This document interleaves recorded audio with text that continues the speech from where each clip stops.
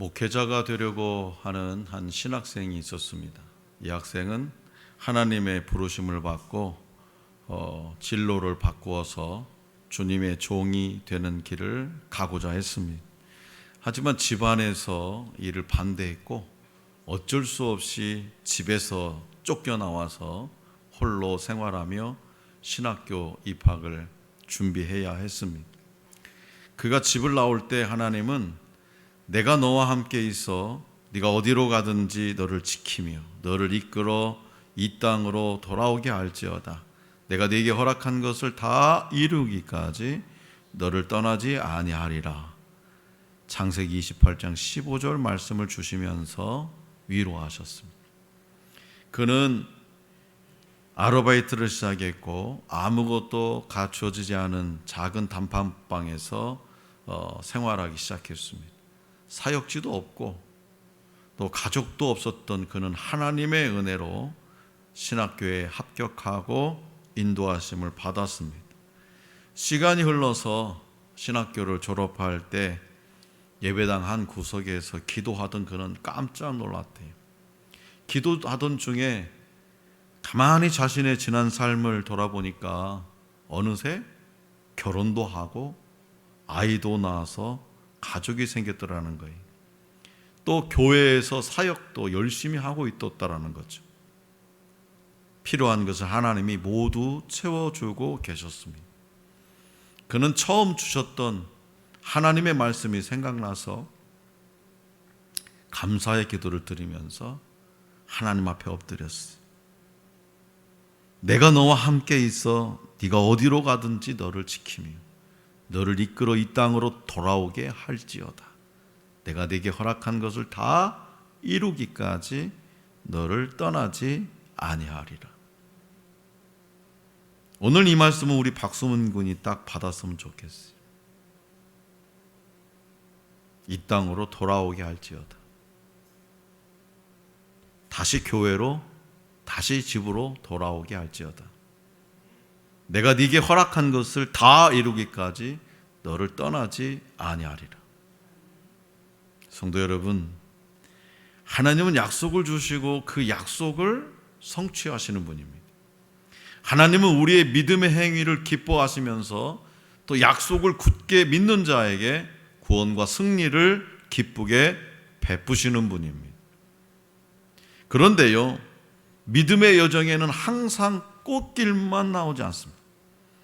때로는 힘겨운 오르막길도 있고 찌르는 가시밭길도 있고 발이 푹푹 빠지는 수렁도 있습니다. 그렇기 때문에 견고한 신앙은 처음부터 이루어지는 것이 아닙니다.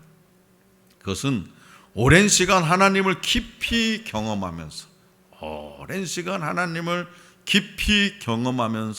하나님을 알아갈 때에 조금씩 주어지는 겁니다. 그렇다면 여러분들의 삶 속에서 약속의 말씀을 주시고 이를 이루시는 하나님을 경험한 적이 있으십니까? 오늘 우리에게 주신 본문 말씀에 등장한 아브라함이 처음부터 하나님의 약속과 인도하심을 완전히 신뢰하고 지속적으로 순종했던 것은 아니라는 것 우리는 잘 알고 있습니다. 하지만 하나님은 아브라함이 약속의 땅에 온전히 정착할 때까지 그의 삶에 일어나는 여러 가지 상황을 주관하시면서 인도하십니다. 창세기 12장에서 기근으로 인해 애굽으로 내려간 아브라함은 자신의 아내 사레를 누이라고 속이면서 애굽 왕 바로 앞에서 목숨을 보존하려는 태도를 보입니다. 이 일로 인해서 아브라함은 어려움을 겪고 수치를 당할 수 있었습니다. 그러나 하나님은 이 바로와 그 집에 큰 재앙을 내리심으로 바로로 하여금 아브라함을 애굽에서 돌려보내게 하십니다. 하나님의 약속을 온전히 신뢰하지 못했던 아브라함은 하나님의 인도하심을 하나씩 경험하면서 신앙적으로도 조금씩 성숙해집니다. 아브라함과 롯은 애굽에서 어려움을 겪고 난 후에 가나안으로 돌아왔습니다. 애굽에서 올라온 아브라함은 베델과 아이 사이에 정착합니다. 그곳은 아브라함이 소명을 받고 하란을 떠나 가나안 땅에 들어가서 그 애굽에 내려가기 전까지 정착해 살던 곳입니다. 다시 말해서 아브라함은 과거에 장막을 쳤던 곳으로 다시 올라왔는데, 그곳은 아브라함이 처음으로 제단을 쌓고 여호와의 이름을 부른 곳이었습니다. 아브라함은 그곳에서 다시 하나님을 찾는다는 거죠. 다시 하나님을 처음 예배하던 그 자리로 다시 돌아와서 하나님을 다시 찾습니다. 아브라함의 이런 모습은 12장에서 자신의 안위를 위해 계략을 꾸미고 사람들을 속이는 모습과는 상당히 대조적입니다. 그는 다시 하나님을 찾고 경건하고 온유한 모습을 보입니다. 아브라함이 애굽에서 나올 때 그의 소유가 매우 풍족했습니다. 특히 가축이 많았던 아브라함은 가나안 남쪽 네게브 지방부터 북쪽 베델까지를 오가면서 목축을 했습니다. 많은 양과 소는 아브라함의 부를 상징하기도 했지만, 가축을 위한 물과 목초를 확보하기 위해서 늘 풀이 많은 곳을 찾아야 한다는 그런 문제를 안고 있었습니다. 부자는 부자인데 가만히 있으면 안 되는 거죠. 늘 풀을 찾아서 좋은 물과 좋은 풀을 찾아 떠나다녀야 되는 그런 문제를 안고 있었어요. 조카 롯 역시 소유가 풍부했기에 이 두 집단의 아브라함 목자들과 롯 목자들이 서로 다투는 일이 많았습니다. 다툼을 원치 않았던 아브라함은 이 갈등 앞에서 하나님을 신뢰하는 모습을 보이면서 문제를 성공적으로 풀어나갑니다. 본문 말씀 8절을 우리 다 같이 받들어 읽겠습니다. 8절 시작. 아브라함이 롯에게 이르되 우리는 한 친족이라 나나 너나 내 목자나 네 목자나 서로 다투게 하지 말자. 아멘. 여기서 우리는 한 친족이라 라는 표현은 히브리어 원어에서 우리, 사람, 형제들이란 단어의 나열로 이루어져 있는데요, 사람들은 다투지 말아야 한다 하물며 형제들이랴 라는 뜻이 함축되어 있습니다. 아브라함은 화평과 화해를 선택하면서 자신의 권리를 양보하죠. 땅을 먼저 선택할 수 있는 권리를 내려놓은 겁니다. 이때 롯은 자신의 선택권을 최대한 이용해서 10절에 기록된 대로 온 땅에 물이 넉넉하고 여호와의 동산 같고 애굽 땅과 같은 요단 동쪽 소돔과 고모라 땅을 택합니다. 그러나 본문 말씀 13절은 그 땅의 영적 상태를 설명하며 소돔을 여호와 앞에서 악한 큰 죄인들이 사는 성으로 소개합니다. 아브라함의 의롭고 관대한 제안과 롯의 탐욕적이고 근시안적인 선택이 극명한 대립을 이루는 장면이죠. 자, 성도 여러분, 여러분들은요, 형제들이나 혹 이웃 간에 서로 좋은 관계를 유지하기 위해서 자신의 소유나 권리를 포기하거나 양보한 적이 있으십니까? 그냥 불화를 만들기 싫어서 내 권리를, 내 소유를 양보한 적, 포기한 적이 있느냐 이 말입니다. 대체적으로 그렇지 않죠. 내 손에 쥐어진 거 꼭 움켜쥐으려고 하죠. 절대로 포기하지 않으려고 하죠. 빼앗기지 않으려고 하죠. 윗집에서 발자국 소리만 쿵쿵거려도 뭐야?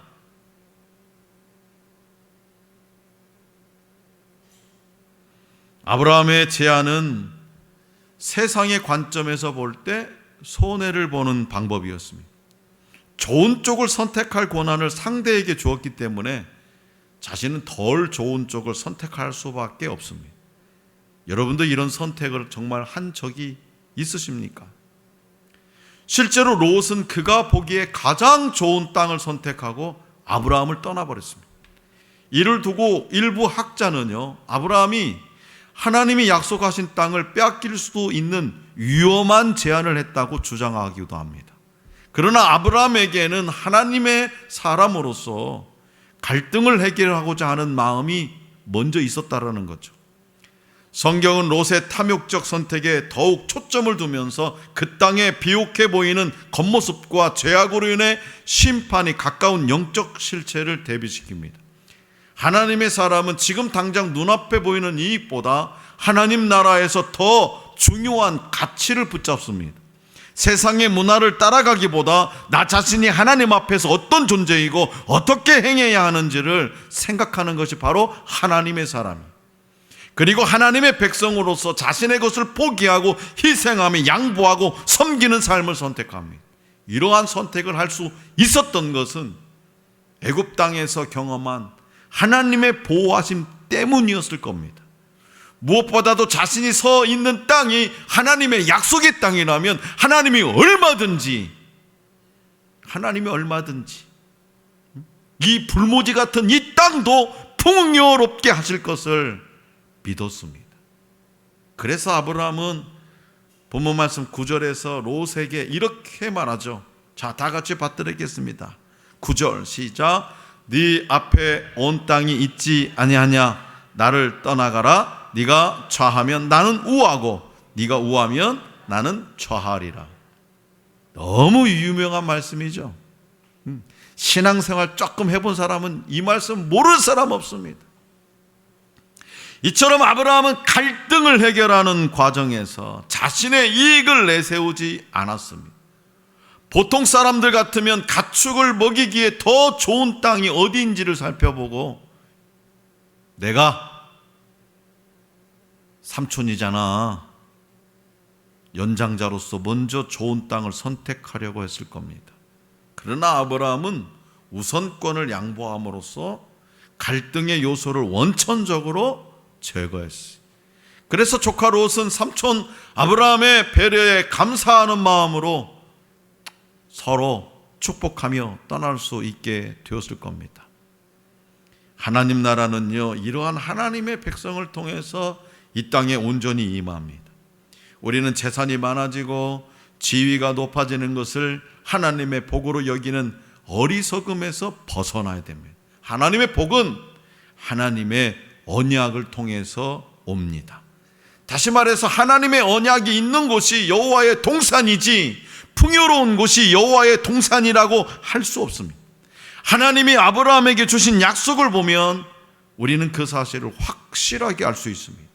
자, 본문 말씀 14절에서 17절을 우리 다 같이 받들겠습니다. 14절에서 17절 시작.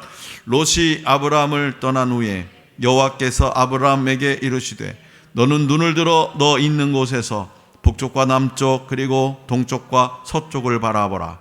보이는 땅을 내가 너와 내 자손에게 주리니 영원히 이르리라.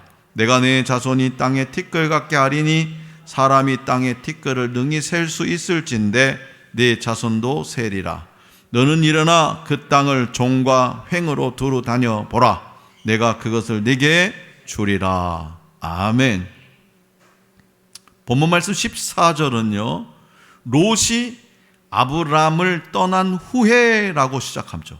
롯이 아브라함을 떠난 후에 하나님이 아브라함에게 말씀하는 시점을 명확히 말씀합니다.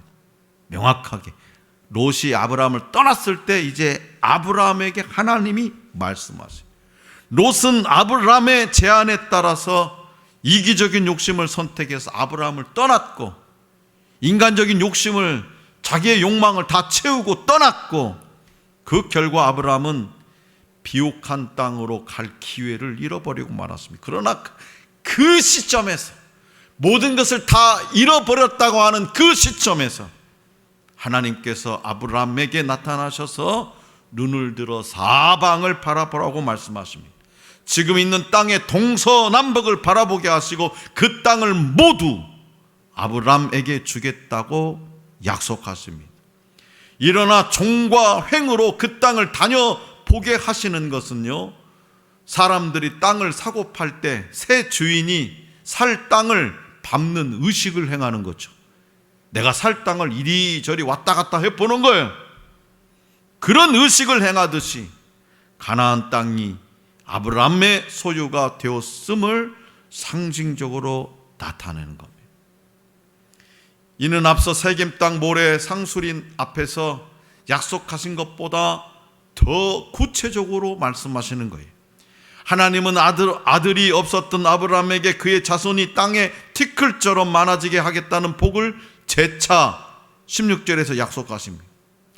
아브라함은 하나님의 약속을 다시 들음으로써 하나님이 말씀하신 대로 반드시 이루실 것을 점점 더 신뢰하게 됩니다. 그러나 롯은 그의 욕심을 따라서 멸망의 도성을 선택했습니다. 사실 아브라함이 한 것은 아무것도 없습니다. 우리처럼 막 이렇게 매주 새벽마다 수요기도 때마다 열심히 하나님을 예배한 것도 아니에요. 아브라함이 한 것은 사실 아무것도 없습니다. 그저 상대적 가치를 바라보지 않고 절대적 가치를 바라보는 눈을 지켰을 뿐이에요. 이처럼 신앙은 때로는요, 지키는 것만으로도 위대한 결과를 만들어낸다는 사실입니다. 지금 그 결과를 우리는 아브라함을 통해서 보고 있습니다. 성도 여러분, 하나님은 아브라함과 같이 연약한 여러분들의 믿음을 어떻게 지금까지 인도하셨습니까? 하나님이 주신 약속의 말씀을 따라 행한 일이 있다면 무엇입니까?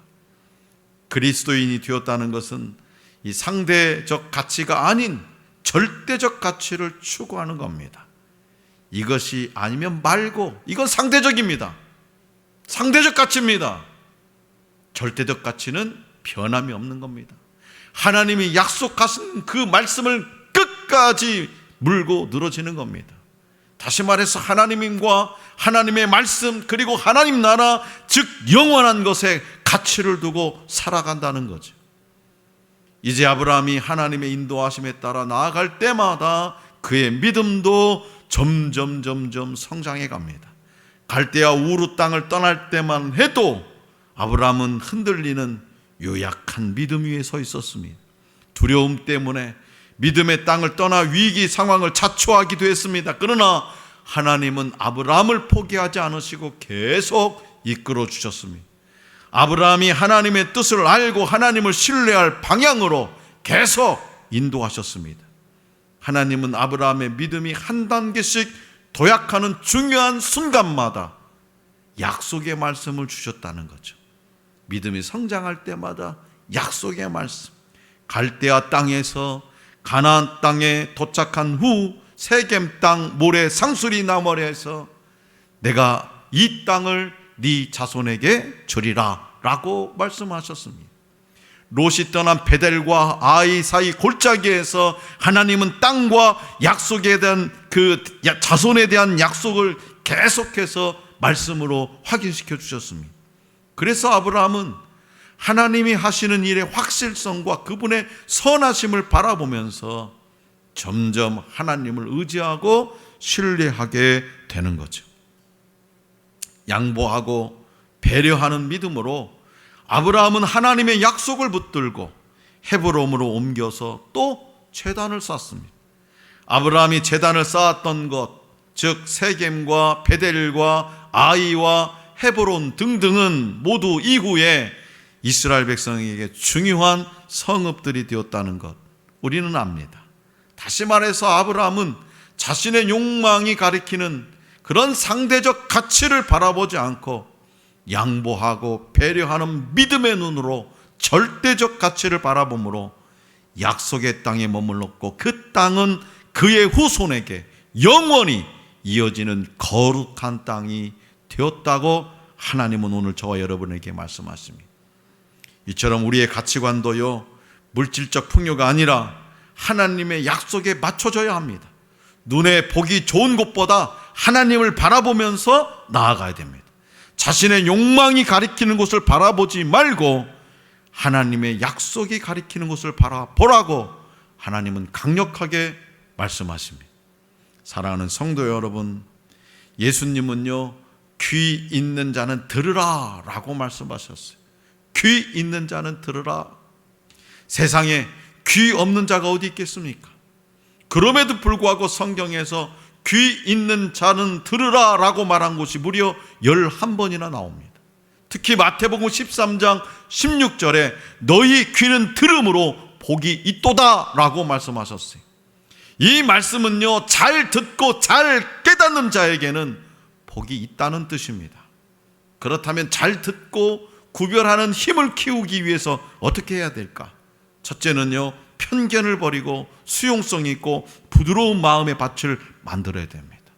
하나님의 말씀을 주시면 그냥 그 자리에서 아멘 하고 순종하는 거예요. 그냥 편견을 버리는 거예요. 그대로 받아들이는 거예요. 부드러운 마음의 밭을 만들어야 됩니다. 둘째는요, 마음을 넉넉히 갖고 선한 방향으로 듣는 연습이 필요합니다. 무슨 말씀을 주면요, 꼭 그것을 비틀어서 해석하는 사람들이 있어요. 오해하는 사람들이 있어요. 불평불만하는 사람들이 있어요. 그리고 부정적으로 생각하는 사람들이 있습니다. 이러한 자세는 상대방 입장에 서서 먼저 배려하고 양보하는 마음으로 듣고 생각하는 역지사지의 자세입니다. 종종 예수 믿는 사람들이 오히려 믿지 않는 사람들보다 속이 좁고 더 답답할 때가 있다는 말을 우리는 듣기도 합니다. 왜 그럴까요?